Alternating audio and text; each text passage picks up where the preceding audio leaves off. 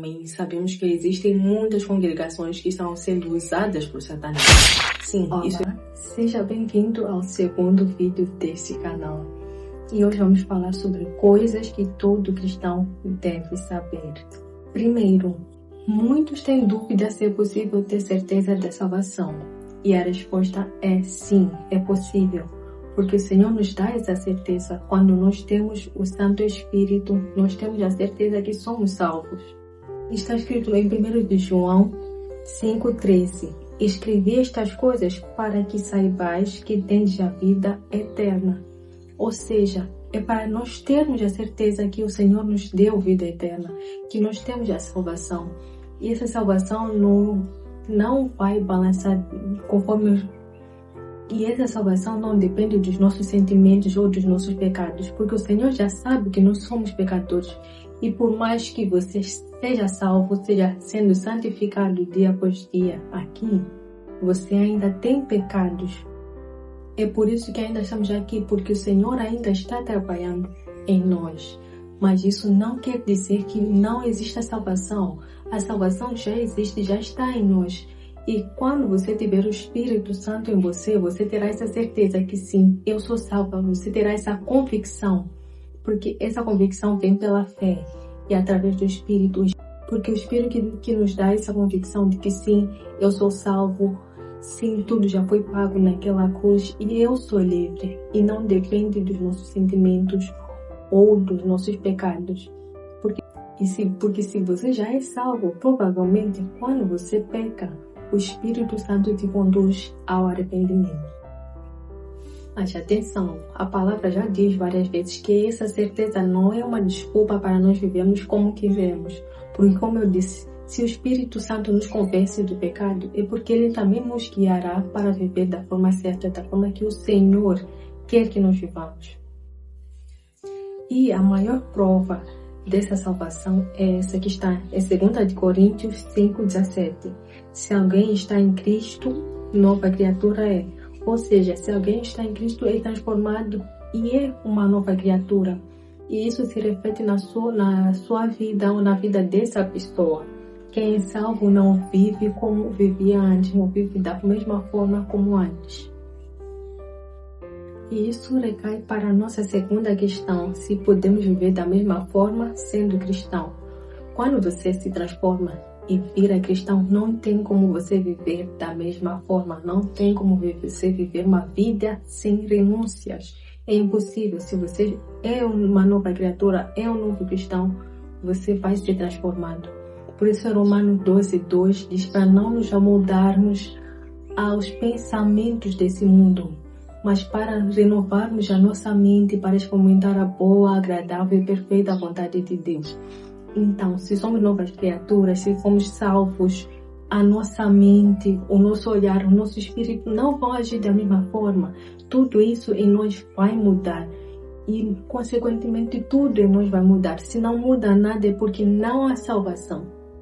Se não há renúncia, é porque não há salvação. Porque é impossível você viver para Cristo sem renunciar. Porque a palavra diz: quem quiser seguir-me, não a mim, mas a Cristo. Quem quiser seguir a Cristo, negue-se a si mesmo, carregue a sua cruz.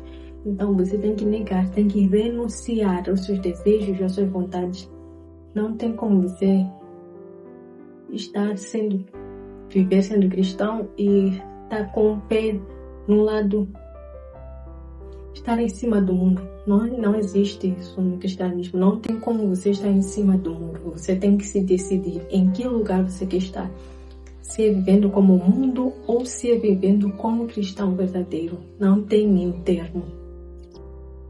E é por isso que o Senhor fala à igreja de Laodiceia. Porque você não é quente nem frio. Ao menos fosse quente ou frio. Mas como você é morno, aquela pessoa que está em cima do muro, que nunca se decide, que vive: mas eu sou crente, mas você não vê isso na vida dela. Você não vê a pessoa seguindo a Deus. A pessoa não tem hábitos cristãos, não tem nada que mostre na vida dele que ele está seguindo a Cristo. Mas a pessoa se intitula cristã, mas não segue verdadeiramente, não renuncia a nada, não quer entregar nada. É impossível, não existe. O Senhor disse: como fará para a igreja de Laodiceia? cuspirá eles pela boca. O Senhor também diz em Mateus 11:20, o segundo eu vou ler aqui.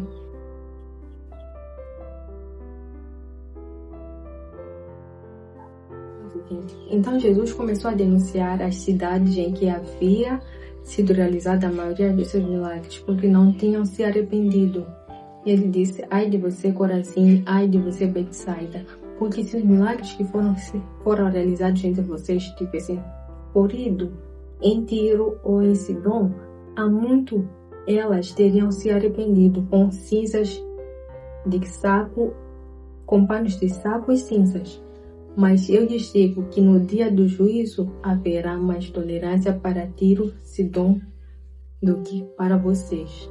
Ou seja, se você presencia milagres, se você está no meio em que você vive, você vê o Senhor se movendo, mas você não se arrepende, você terá um castigo maior que Sidom e Tiro.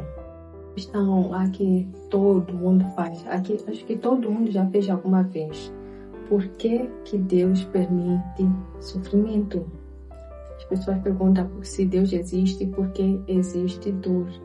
E a verdade é que vivemos num mundo caído. E a palavra diz que o mundo jaz no maligno. Então, enquanto estivermos aqui, haverá dor, haverá sofrimento. Para todos, para os bons e para os maus. A chuva e o sol estarão lá para os bons e para os maus. Mas isso não significa que Deus não está agindo, porque a palavra diz em Romanos 8:28 que todas as coisas cooperam para o bem daqueles que amam a Deus. Então, não importa se você está em sofrimento, não importa se é uma criança inocente sofrendo, como muitos dão exemplo. Se Deus permitiu, é porque tem um propósito por trás disso. Por mais que nós não tenhamos o entendimento para ver isso agora, se Deus permitiu, tudo tem um propósito. Alguém vai ser transformado, alguma coisa vai acontecer aí. O Senhor vai realizar alguma coisa aí. Mas enquanto nós não formos arrebatados ou levados daqui para os céus, ainda haverá sofrimento, porque estamos nesse mundo que é caído. Mas temos que saber que todas as coisas que o Senhor permite são para o nosso bem, e tudo vai cooperar para o nosso bem.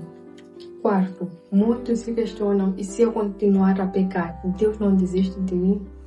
Sinceramente, também já pensei nisso, porque são tantos erros, são tantos pecados que a gente só fica: Deus tenha misericórdia de nós, sabe?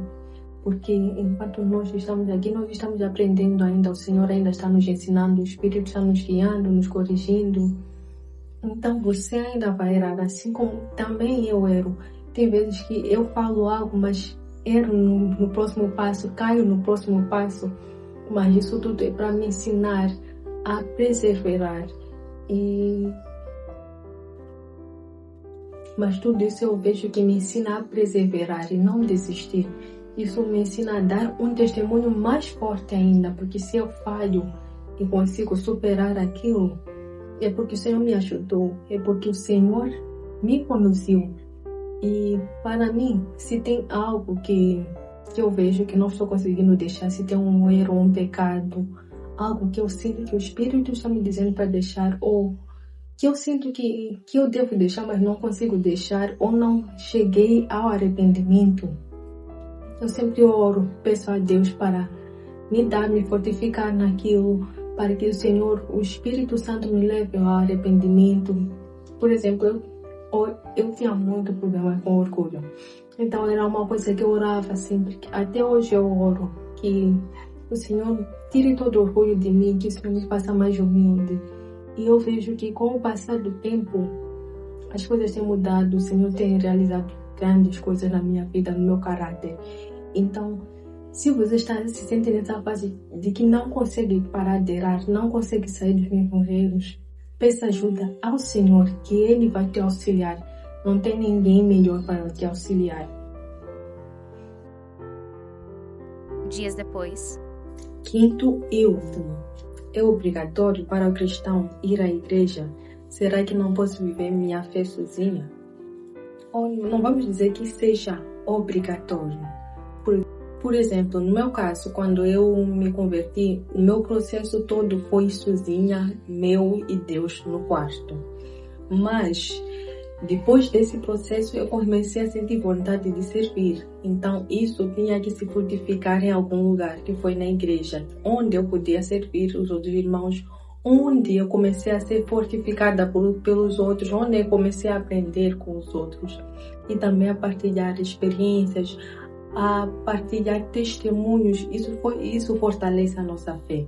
Mas você vai dizer que tem irmãos que são hipócritas, tem pastores que são maus, tem várias coisas ruins na igreja. E a verdade é que na igreja, como no mundo, tem pessoas boas, tem pessoas más. Mas isso não quer dizer que nós não vamos sair mais de casa porque não tem boas pessoas no mundo, porque tem pessoas más lá fora. Não é assim.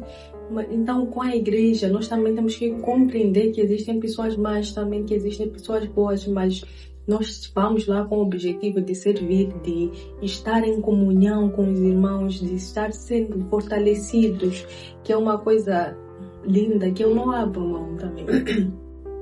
Porque a nossa fé precisa dessa comunhão para crescer, para evoluir. Não tem como você crescer sozinho. Isso é uma mentira. Não tem como você crescer sozinho.